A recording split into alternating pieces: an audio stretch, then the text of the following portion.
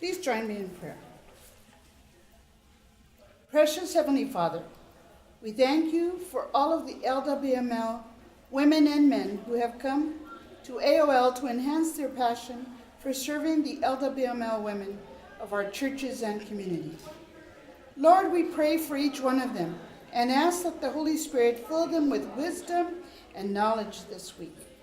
Help them keep you as the focus of their life, that they may be surrendered to you in thought, word, and deed. Give each one godly wisdom day by day as they tackle their designated ministry work when they return home. Lord, give each AOL attendee a servant heart and a caring spirit for the whole body of Christ. May each one of them continue to grow in grace and show forth in their lives and church a genuine love for those to whom they minister and a deep love for our Lord Jesus Christ, in whose name we pray. Amen. Amen.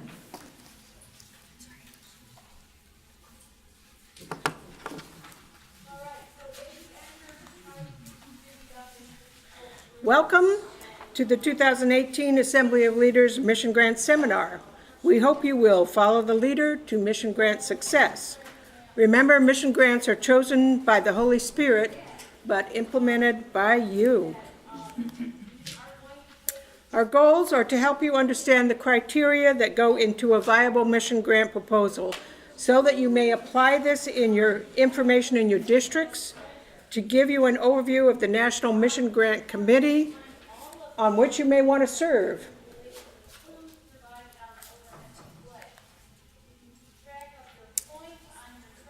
I always forget to click this 2 times.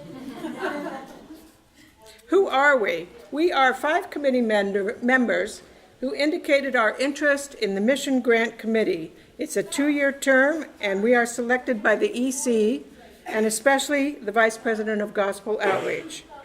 You obviously have a heart for missions as LWML women, and if you are interested in serving on this committee during the next biennium, you may fill out a personnel resource profile, which is on the website under Service, Get Involved. What does the Mission Grant Committee do? We promote mission grants, and we also evaluate the national mission grant proposals based on the criteria that I'll share with you today.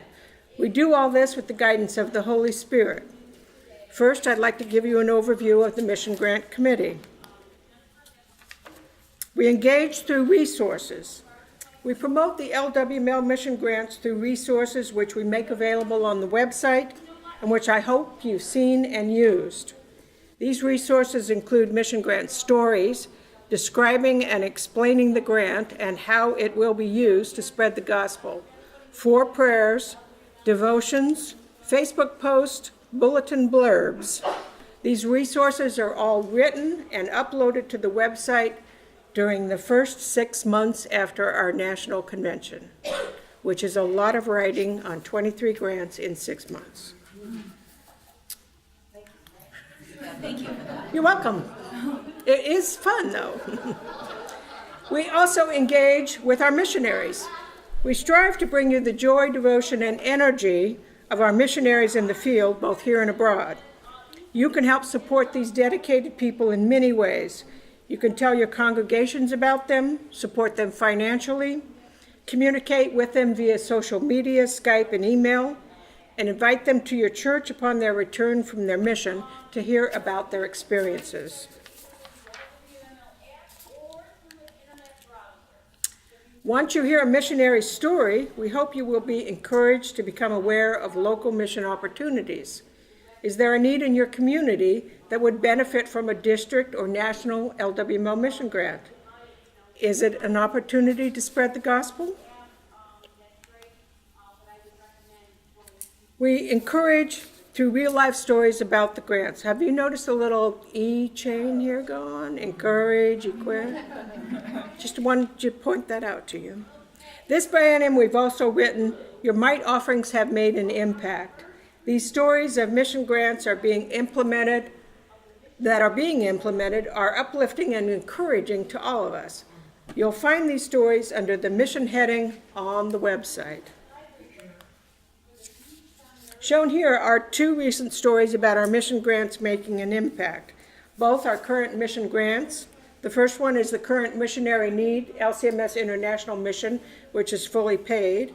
And the second is the Lutheran Children's Books for Families Worldwide from the Lutheran Heritage Foundation. Equipping you for the grant evaluation process. We've also revamped the informational guide, Mission Grant Proposal, How to Get Started, which helps you identify mission grant opportunities, research them, and finally evaluate them.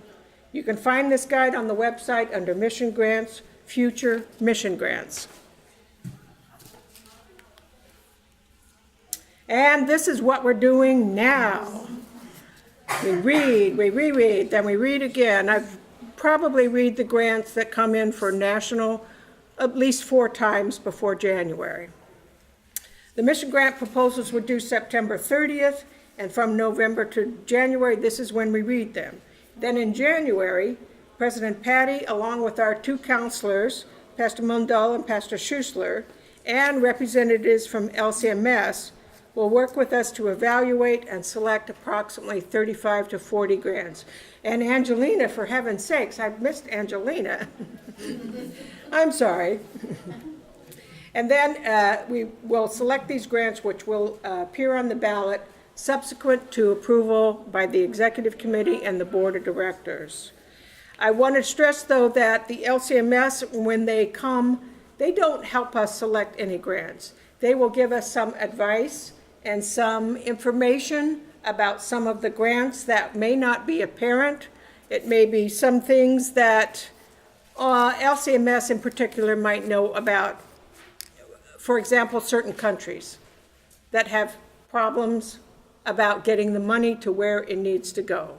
And they'll advise us on this, and then we will go forward. Uh-oh. I think it just. Oh, good. Panic. And then, finally, in June, we all get to experience great joy as we listen to the mission speakers at convention tell their stories of how their mission grant brought people to Christ as their Savior. We praise God for sending His Holy Spirit to bring these mission grants to the people of the world. Oh, sorry. Ideas, projects, and suggestions. Throughout the 2 years that we serve on the committee, many other ideas will pop into our heads, or the heads of the EC, which is more likely. It says, we're always looking for projects, though, designed to promote funding of our national and district grants, such as the donor newsletter and Your Mites Are Making an Impact. Go therefore and make disciples of all nations, baptizing them in the name of the Father and of the Son and of the Holy Spirit. Matthew 28, verse 19. I've told you about the committee, and now we're going to talk about mission grants. I have a heart for mission grants, and I know you do too. This is how we bring Christ and the gospel to the world, and it doesn't get any better than that. The next few slides are an overview of national and district mission grants. Out of each mite dollar given to your district, 25% is sent to national. I'm sure most all of you know that. This is a list of our current national mission grants. There is a bookmark for you in your folder. There's tons of them on the table in the ballroom, and it's got the prayers on the back for those grants. Did any of your districts submit a grant listed here on our grants? Yes. Which one? Michigan. Which grant? There's a couple. The Flint Mission, the Flint Avenue, the. Flint Avenue and the Heritage. Good books. That's good one. Most ministries. Okay. How would you describe the process of submitting a national mission grant?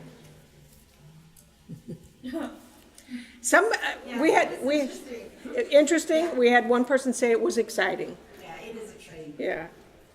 And we just pray that each one gets accepted.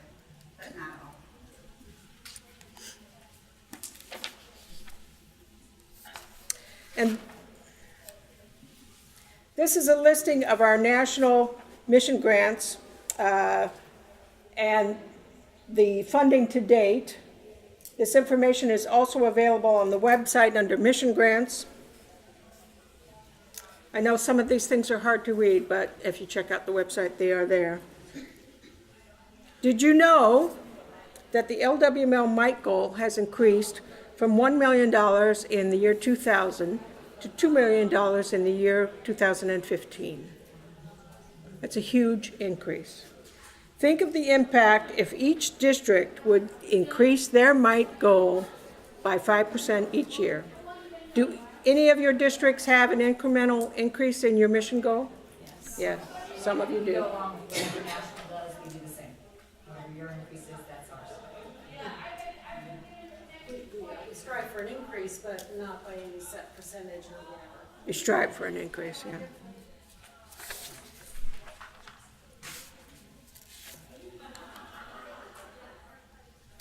And this graphic shows how we're doing towards our MITE goal.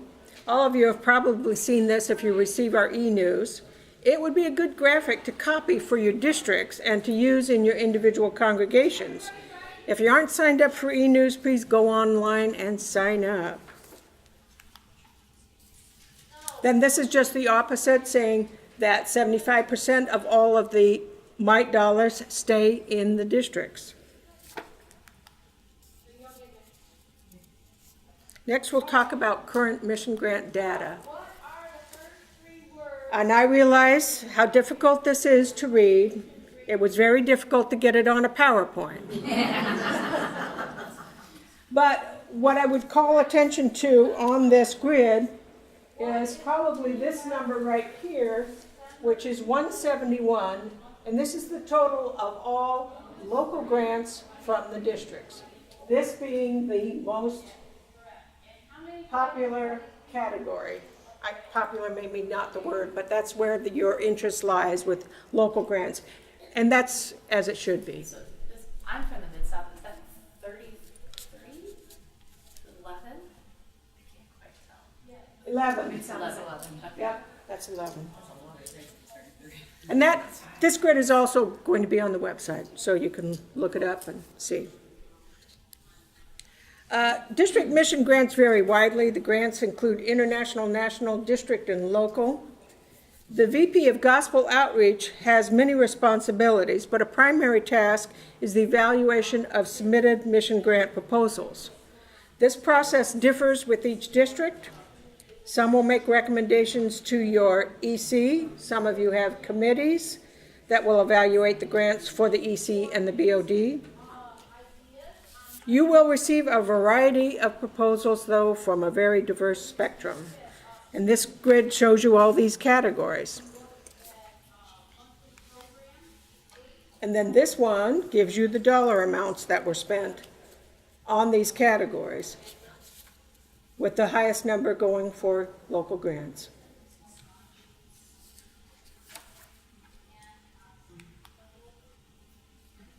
How many of you have actually written a mission grant proposal? We had a couple hands, yes. Okay. Was it for district or national district? Was it accepted for the ballot? Was it voted for funding? Yes. Wonderful. Writing a mission grant proposal can be daunting, but hopefully we'll give you enough information that will make it easier. On the website is our newly revised How to Get Started resource to help you find a worthy cause, and then after you have an idea, be sure to check the mission grant guidelines for instructions. These guidelines were also revised this biennium, and they have it will serve as a guide to submitting a mission grant proposal and also in evaluating the mission grant proposals in your districts. You may have different criteria than what we use, but it'll probably be very similar. So let's go over the criteria. Your LCMS district president and counselor should review and approve the mission grant proposal. Along with your district president's approval, your LWML district's approval, this should always be your first step in the mission grant process. If you've discussed your mission grant proposal with your counselors and your LCMS district president, you've covered the ground that is important, and you can avoid issues that may come up later because you haven't discussed it with these people. This criteria can be of immense importance as you go through the process. And speaking with these people, your first step.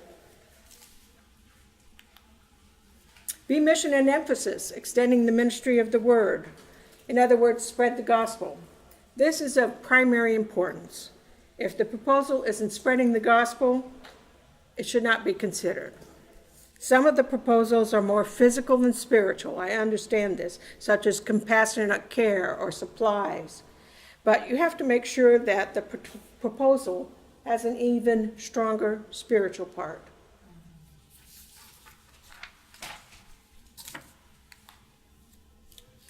Location, indicate where the grant is to be used. Is it local, district, national, and international? You do this to spread your mite dollars in a variety of ways, and then you should encourage your women of the district to support local mission grants.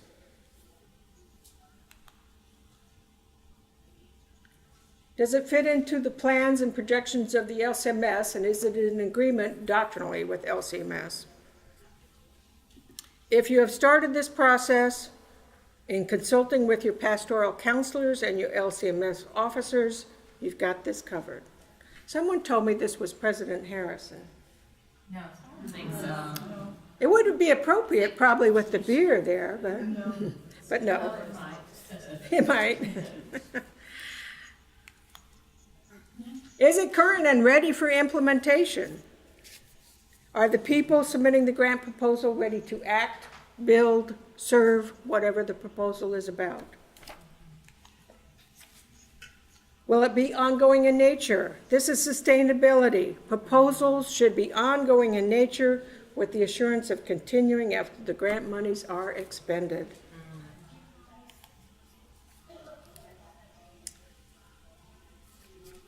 Have you ever seen a grant proposal said, these funds will be used to spread the gospel? This isn't enough. How is it going to spread the gospel? They have to be explicit, they have to describe, they have to explain. Submitted by who? Is it from a member, a mission board of the LCMS? This should be clearly stated, not just their name. Any LWML member or member of the mission board may submit a mission grant proposal for your consideration on the national level. Is this specified in your district, these same criteria?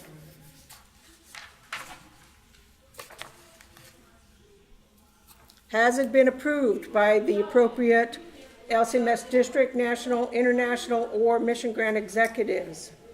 Signatures, signatures, signatures. I can't stress this enough. How many grants did we get without signatures?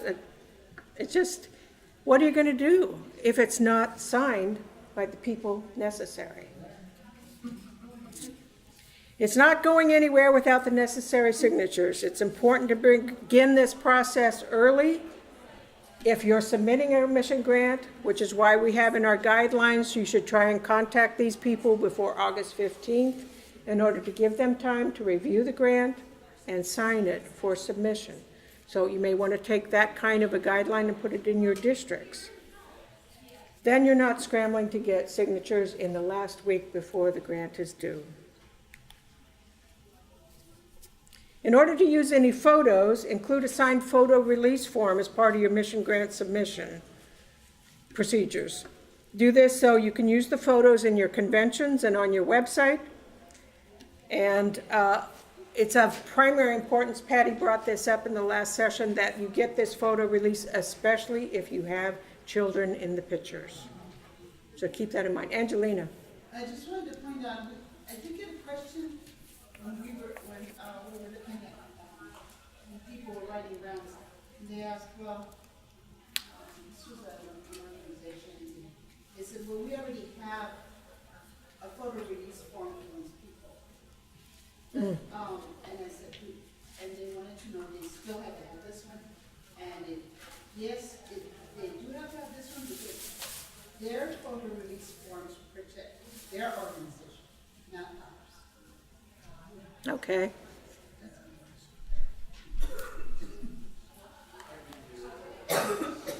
Are you looking for mission grant recipients? Check the piggy bank. How many of you are familiar with the LWML Mission Grants Bank, which is on the website under missions?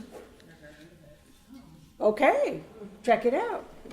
These grants have gone through the grant selection process and have been evaluated by the Mission Grant Committee, and they are viable grants. They are listed for the districts to use and to consider for their conventions if desired.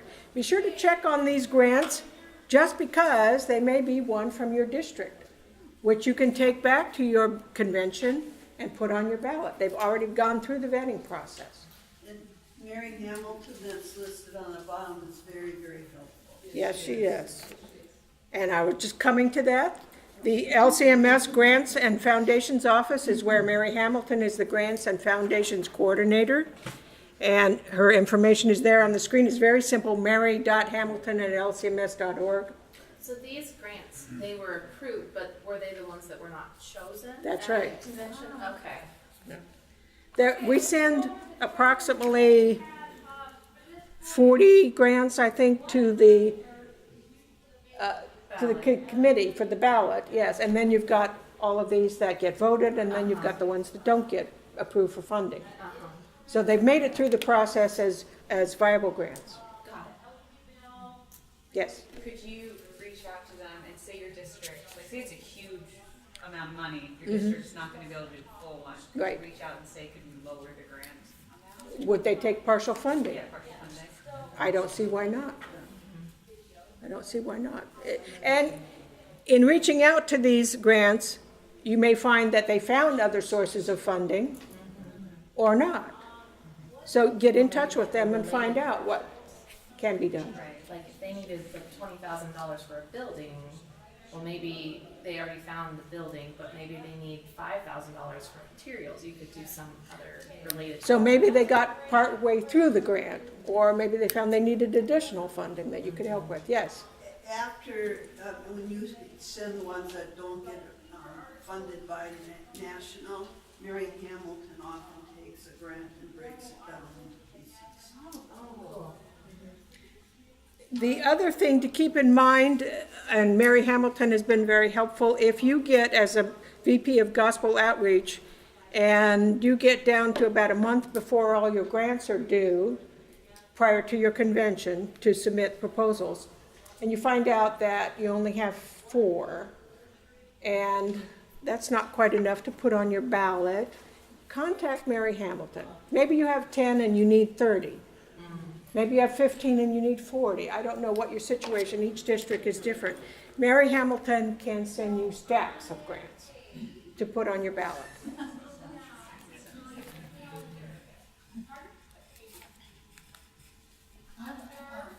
Yes? You may also want to contact another district that had a certain amount of grants that they put on the ballot, and they had a few that did not make that grade. Weren't elected. Yeah, weren't elected. If they could use those, they can also use those. This may be a situation where your district president can go online and consult with other district presidents and say, do you have grants that we maybe could help put on our ballot? So get in touch with your other district presidents. Okay, the mission grant selection process. All grants should be approved by your LCMS and LWML district presidents as well as your counselors before they are sent to your mission grant selection committee. This committee should include your pastoral counselors. The committee then reviews and proposes a list of grant proposals for the ballot utilizing the criteria we've discussed. Mission grant proposals are then reviewed and approved by the EC, then the BOD, and you may have this process differ. You may have both EC and BOD at the same time, but typically it's at least the EC. You may conduct this procedure differently, but the important part is to include these advisors in this process, especially your counselors.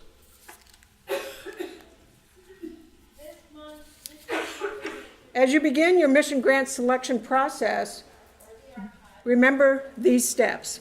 Open with prayer. You've got to ask the Holy Spirit to guide you. Use the mission grant vetting tool. You have a copy of this tool today, and I will make the full document available on the website, because this one was kind of an abbreviated copy, and then you can utilize it with as many slots as you need to for the number of grants that you have. Do your bylaws specify how this evaluation process is completed? Is it specified what grants are selected for the ballot? How the committee chooses the grants? Is it specified? And who is part of the Mission Grant Evaluation Committee? Is the slate of mission grants for the ballot approved by the BOD and the EC both? We talked about that.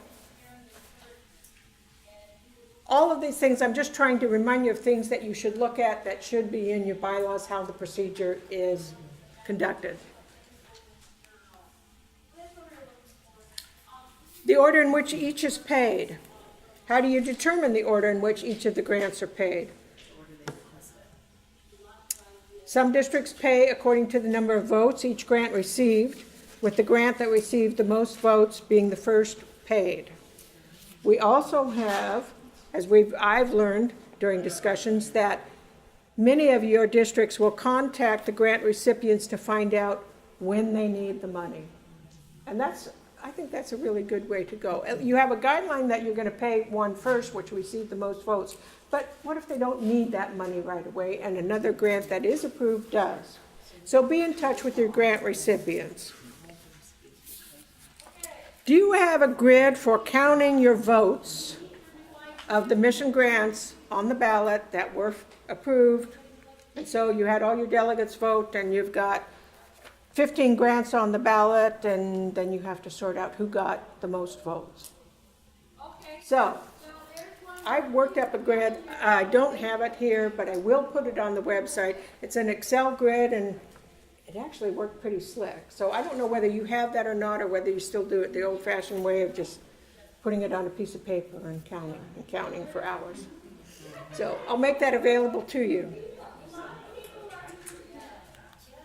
Oops, let's go back. How do you handle unpaid grants? Many districts' bylaws direct that this grant that didn't get paid will be paid first on your next biennium. Do you verify that it's still a viable grant? Have you contacted the grant recipient to tell them of the delay? Be considerate of your grant recipients. Mission goal overages. How do you respond to overages at the end of the biennium? Most districts carry the overages into their next biennium, and it's a start towards their mite goal. Then they shout hallelujah and praise God, because that doesn't happen very often. It's good to have a directive in your bylaws, though, so you don't have to make this decision at random. Yes? How about if you have a shortage, what do people do? Do they, I think our bylaw says, we would try to pay the grants that we didn't receive enough money for in the next biennium. Yeah, that would be the unpaid grants. So that you would carry that grant recipient that didn't get paid into the next biennium and make sure it gets paid first. So that's like a shortage, because you didn't have enough money to fund it. Right. Is that what you meant? Yeah, that's what I meant, but in some respect, I feel like, well, we didn't reach our goal, so unfortunately, these people didn't get paid.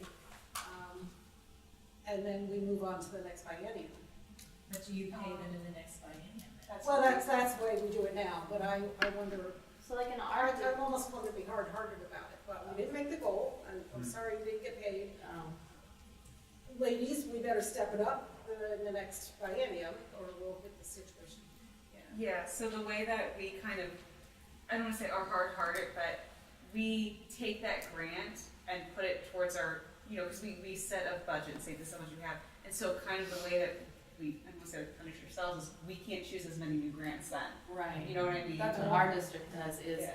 if we have like 3 grants that didn't get funding, they automatically, because they were already voted on, they automatically are chosen for the next biennium, and then instead of electing 10, maybe we only elect 7 for the next biennium. So then Yep. you still have 10, you're just choosing fewer new ones, because these 3 were already approved.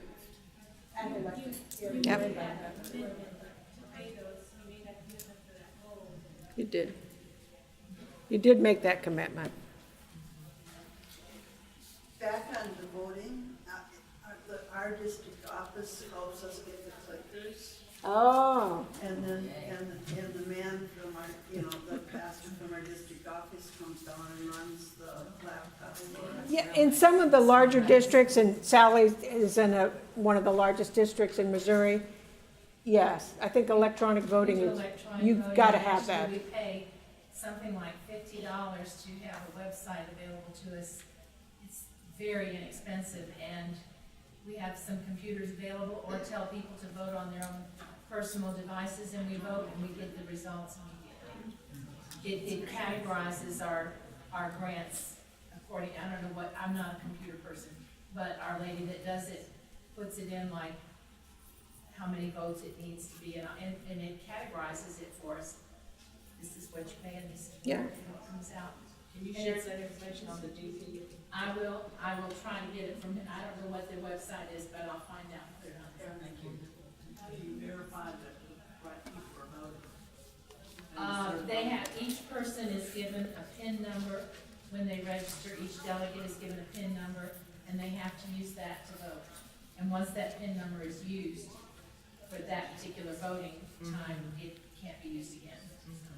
So maybe Sally will include the name and email address of her VP of Gospel Outreach. If you have any questions, you can ask her about how this is done in their district. Right. Okay? Yes? I was gonna share, we had the same situation happen that happened at National last time, our bottom 2 tie. Uh-huh. We weren't as close as National was, they raised their goal and they went ahead and funded 2 fully, but this would have pushed us thousands and thousands of dollars over, so we couldn't do that. So from the podium, I was like, okay, somebody help, and someone remembered that they had used a formula, and whatever percentage those 2, like one had asked for 20,000, the other had asked for 15,000. They figured out a formula for that, and then that's the percentage of the remaining money that went to those 2 that died. We put that in our standing rules, so that the next time it happens, we don't have to hunt. Okay. FYI. Another thing to share. What we had to do one year, Actually, Pastor Mattel. what we did one year is one of the ties was only 5,000, so we just moved them up above the one that wanted 15,000. We debated as an EC, we almost said, well, we'll just divide it evenly, but then that wouldn't have been fair. Say one needed 20,000 to do a grant, and the other one only needed 5,000, and we divided it evenly, so one could end up being fully funded, and the other one's still way short. So another topic to include with the DPs, where you can talk with each other about how you handle these issues. And I think that's a great one to bring up, And because when I saw the 2 that tied, it made a lot of sense why God had that happen. It was just very, and what they both were ending up getting will both enable both of them to do one portion of what they really wanted to do and fully fund that. So it was definitely a God thing, but it's a frightening thing from the president's standing. what do I do now? Great. There you I go. was gonna adjourn. That's good.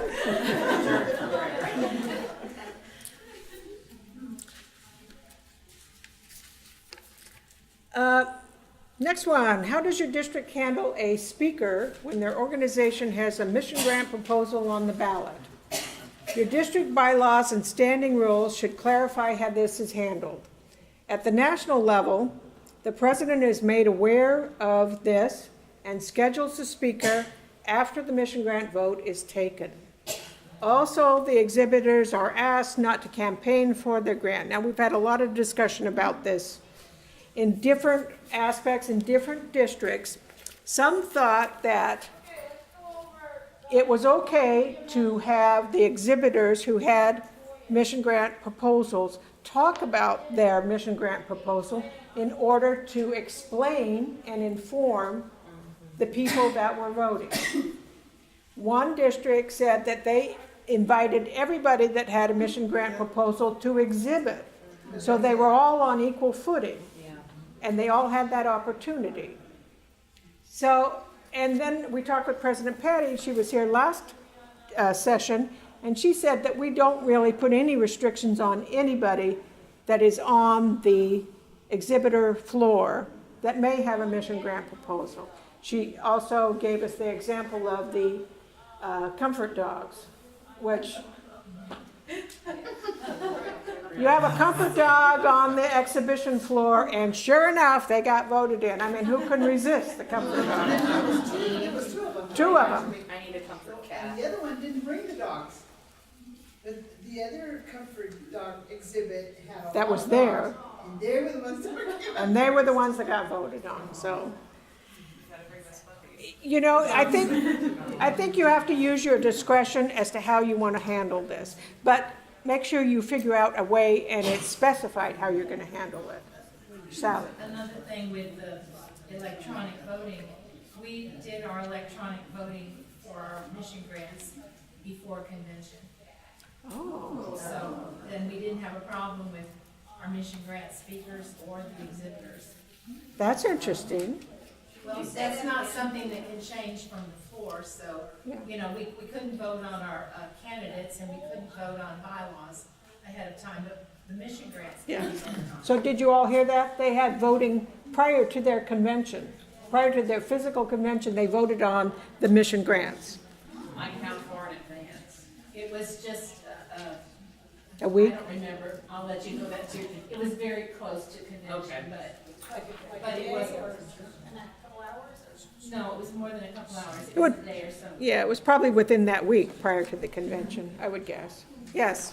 So then you didn't have any grant presentations from the stage at all?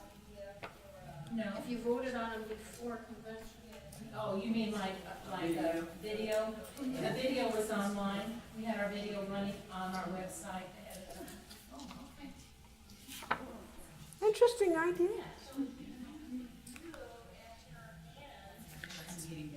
Mission grant follow-up, other forms, Excuse me, oh, I'm sorry. that's okay. It saved about 45 minutes also on our convention. The electronic voting saved an enormous amount of time, but the running of our video of our mission grants online ahead of time and encouraging all of our delegates to see that gave us the option of having more breakout sessions at our convention. Yeah. We had more time. Other things that you would really like to do that you now have time to. Okay. Other forms that you may find useful include a letter with your grant check, a receipt of the check to the grant recipient, a request for reports on the grant status after receiving their funds. These are self-explanatory, and you may want to include them in your process as you follow up on the grants you've funded. These will also be available on the website. A benefit of good follow-up with your mission grant recipient is the information that you can use to promote mites. Ask your grant recipients for photos of the funds being used or the impact of the mission grant. Then you can start your own district's Your Mites Have Made an Impact section on your website and in your newsletters.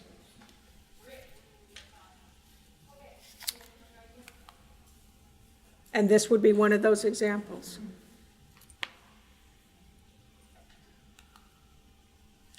Scholarships. How does your district handle scholarships? Are they a grant proposal, or do you have a scholarship fund which is funded through donations? Do you have an endowment fund? Many districts have an endowment fund typically funded through memorials. Some districts are working towards having the fund be a source of administration funds or an education fund. How is it used in your district? I see that on our previous slide, we had a category for scholarships as a grant proposal. That seems to be pretty common. Do you do it any other way? Yes. We have 30,000 every biennium is given directly to scholarships. And that's just taken out of your mites? Yes. It's not a grant proposal, and it just comes off the top? We started doing that. Do you accept other scholarship grant proposals if y'all are doing that? Is that the only thing y'all do? These are, Like from Concordia or with the EIPT or any of the others? We give other scholarships. This last biennium, we did have one lady, young woman from South America who wanted to become a doctor, and her donor had passed away. And so she needed $9,000 more to complete her MD, and so we funded that, and she is now an MD. Serving her Was community. that a inside. grant proposal? Yes. The issue we have found that's a problem with so many scholarship mission grants is that they have to be paid timely. And sometimes our mites don't come in time, and then we've even been told by Concordia that when we promise to do a scholarship for somebody and then we don't have the money in time, they actually have to take out a loan for that amount of money until we finally fund the scholarship. So we've been kind of hesitant to fund very many mission grants that are scholarship based, because it really puts us. Katie? So when you talk about that, Debbie, that you have scholarships, is that just one school asking for funding?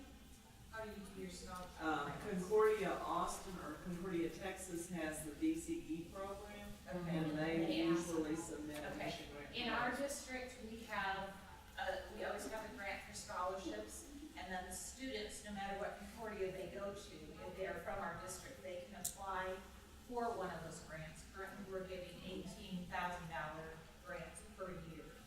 And, We that have way. that too, but our endowment fund funds that. Okay, yeah, see, ours is always grant, but then like right now, we can't pay any of our grants until we have the money for the tuition, it's just not due yet, so we're waiting for that, and then building up that money for the next grant to be paid. So another topic for discussion on the DPs. Just another suggestion that we've done in Eastern, we don't, we might get a scholarship, and we won't make it a grant, we'll make it one of our offerings. And so then the money is right there. So, Good suggestion. It sounds like other districts have a whole system, but We vary in size, so you have to handle this accordingly. Yes. we send the same amount of money every January. It's a grant proposal, but we always have that grant proposal approved by the ladies. And every January, we send the same amount of money, so they get half each January. And then the district gets that out to the people that are going into church ministry. They disperse it, thank you. Okay.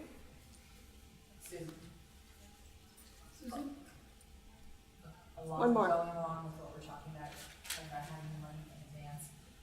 We were given a gift of $30,000 to go directly into grants. And so that was our kind of like startup money. And so, we can pay the first couple of grants right away as soon as convention ends.